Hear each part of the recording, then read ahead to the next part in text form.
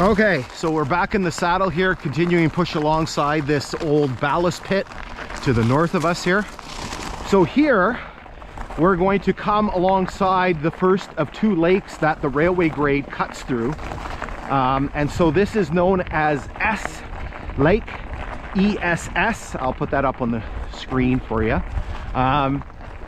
So again, just basically, these are these old sort of glacial lakes. You can see some ties here beside the grade. And again, just very indicative of the geography here of northwestern Ontario, right? So you get kind of upland areas that we just went through and then kind of into swampy areas. So here, this is all just built right through here. This is all fill, okay? And also, this is one of the very few, I'm trying to think. I think this is the only area where the grade turns north, just because of the geography. There's a big, huge lake just to the west of us, Wild Goose Lake. Where we're going to stop our hike is on Wild Goose Beach Road. And so they had to kind of go above this lake.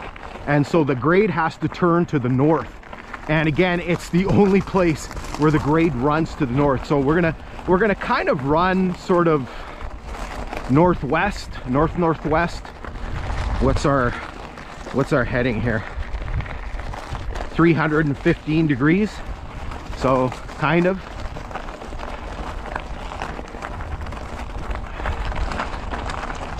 So again, this is all part of this ballast pit here. Gotta watch where I'm going so I don't kill myself. So again, this is all material that would have been dug out. And literally we're cutting through part of Ess Lake here.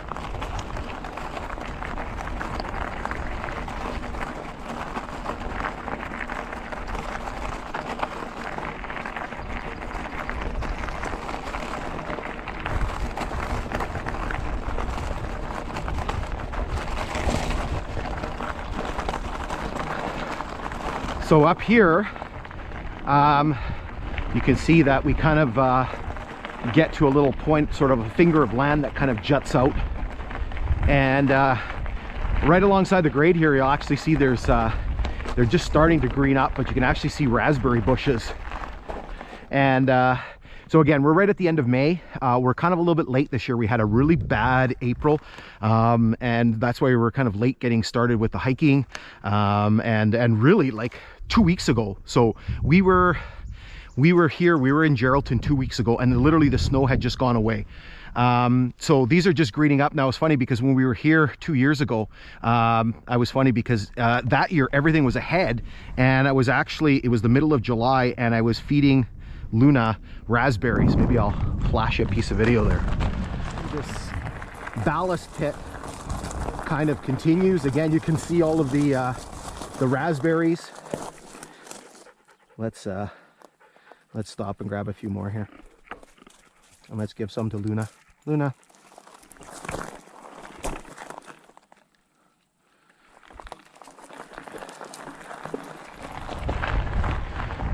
Okay, let's keep plugging along. You can see the beaver's been active here. So here we're kind of going through a cut, and again, I mean, just all this sandy material here that they would have used for ballast. So the ballast pit continues over here, and then up here we have our really neat feature that we want to take a look at. This is probably one of the neatest features on this part of the line.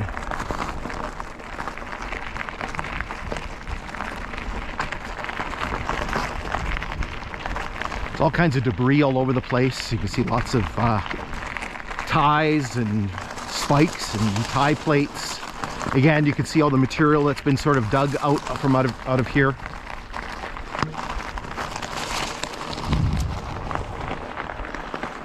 All right, so this is our neat little feature here.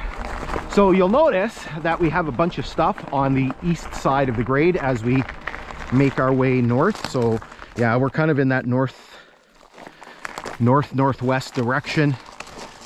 We are 347, 342. So what we have here is we actually have an old water tank and very small section house.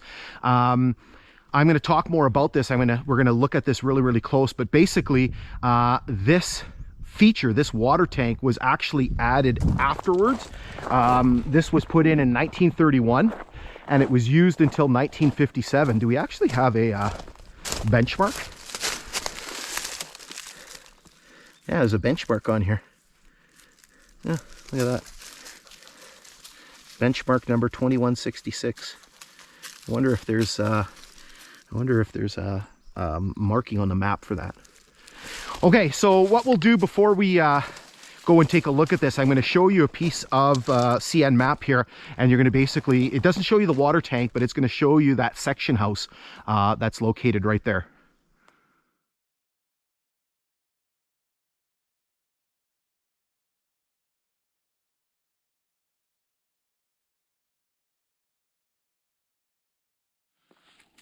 Okay, so what we're going to do is we're going to make our way around and explore this site around the water tank and the section house now while the sun is still low and everything's not washed out by the sun. So, kind of a 2-for-1 here before I even point out the water tank. Actually, I have a piece of a telegraph pole sitting here. So here's the water tank.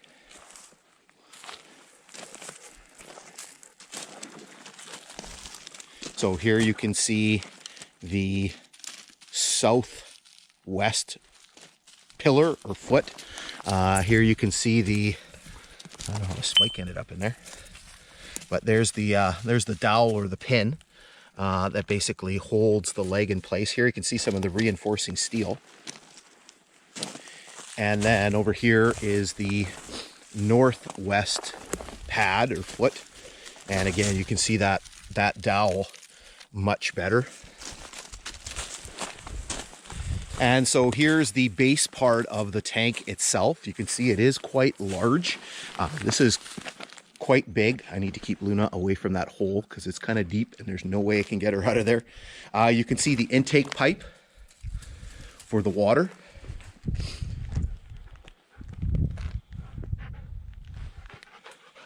And then over here you can see the 2 other pads.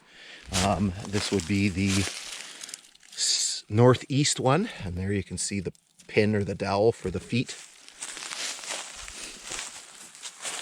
And then this would be the southeast one. Again, this is probably the best preserved one that we have. And a lot of it has to do with the fact that it's the newest one. Just give me a second here. All right, so everything that you see here, we're going to go check out the section house here in a second. Everything you see here was built in the 1930s. So what happened is that originally when the line was built and when it was opened in 1915, there was a water tank at Langmuir, which is 13 miles to the east. And then there was another water tank, which is just to the west of us over here, which is maybe 5 miles to the west. And so originally when the line was built, the locomotives that they were using on the line were smaller locomotives. So they were using things like 260s, mogul types, 460s, 10-wheelers. I don't know if they had any 280s, any consolidation ones. But the issue with those smaller locomotives was that they could not travel very far before they had to take on water. So what you'll see on this line is you'll see water tanks every 20 miles or so. So maybe what I'll do right now is I'll flash up the timetable. So it's a 1916 timetable.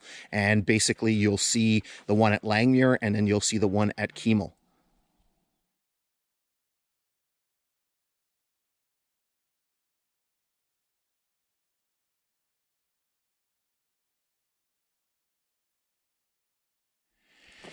Okay, so what ends up happening is by the 1930s, newer and more powerful locomotives and bigger locomotives start coming online. You know, things like Mikados and things like that. And so the difference is that those locomotives can basically hold more water in their water tanks. And so it's not necessary to have these these water tanks every 20 miles. So what happens is there's a reorganization of the water tank. So the one at Langmuir, which is 28 miles from here, because this is milepost 28, is left. And then for a time, they keep the one at Keemle for a year or so, and then there's one at Jellicoe, and Jellicoe is at milepost 49, so basically about 20 miles or so from here. And then what ends up happening is the one at Keemle is eliminated, and this one is built here. And so this was basically constructed in 1931, and again, the thing was to bridge that distance between Langmuir and Jellicoe, right? Because the 49 miles between Langmuir and Jellicoe was just too much for the locomotives to travel without taking on water. So they had to construct this water tank here. So again, I'll flash up some timetables, and you'll basically see sort of the progress of that.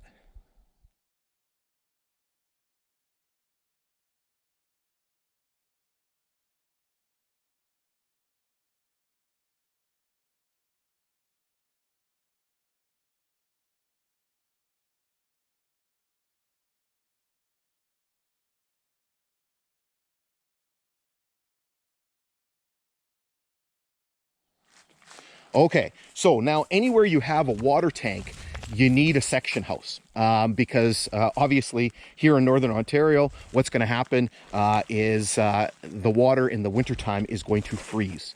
And so what you need to do is you basically need to have somebody stationed here that's going to keep a fire underneath the water tank and basically keep that water from freezing. So what happened is that there was a section house that was constructed here. Here you'll notice that there's a pile of coal. I'm guessing that coal was used to heat the section house, and then used to potentially heat the water in the water tank. I didn't print out my whole sheet here. Okay, so with regard to the section house, and you can see pieces of it, so you can see this red cinder block that they used. You can see some pieces here. There's some, I was going to say across the street, across the grade. You can see some pieces over here. And so this is the remains of this section house. It's interesting because it is constructed out of the cinder block or the cinder brick. You can see that it's obviously some sort of clay because it's very, very red. You can see that it does have it's on a concrete slab, which is kind of unusual for this. Again, maybe because of the fact that it was sort of built later on.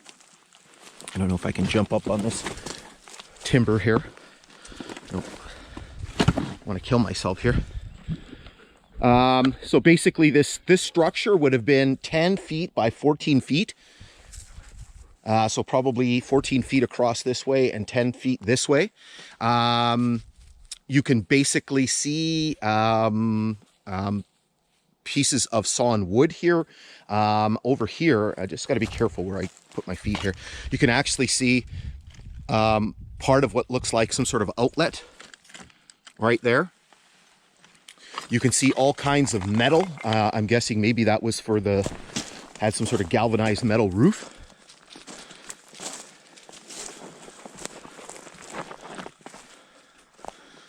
You can see, again, yeah, that's probably pieces of the roof. You can see there's insulation here.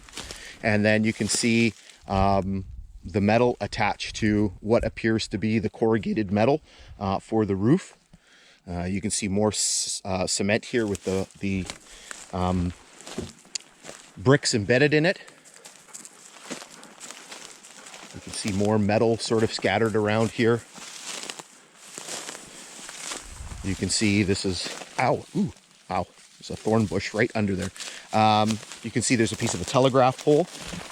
This is neat. This is what we want to find. So we have old bottle. I don't know if there's anything on that. Obviously there was a paper label and that came off, but it's always neat to find that. There's a pipe here. I don't know if I can grab that.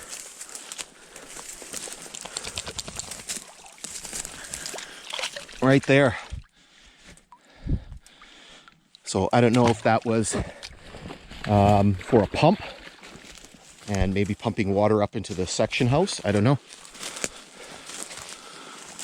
So here's the back side. And again, it's great looking at things in the spring and the fall where we can actually see things. You see part of a bucket in there. I don't know if there's any other debris in here. There's a whole spool of cable here. I don't know, this was off the telegraph line. You can see that there. Maybe some sort of communication cable or something. I don't know, there's bricks in there. There's ties. Looks like there was some sort of crib here. Okay, Luna, settle down. You can see there's pieces here, and then it looks like there was a tie kind of fitted into that. So maybe there was like a little bit of a dock or something here that was constructed. Maybe you can see it a little bit better here. The water's very clear. So you can see that. It looks like there's spikes or nails driven in there.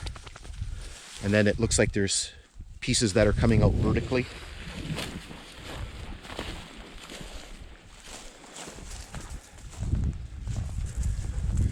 Okay, so we're going to jump back up on the grade and continue our journey north, heading up towards our destination.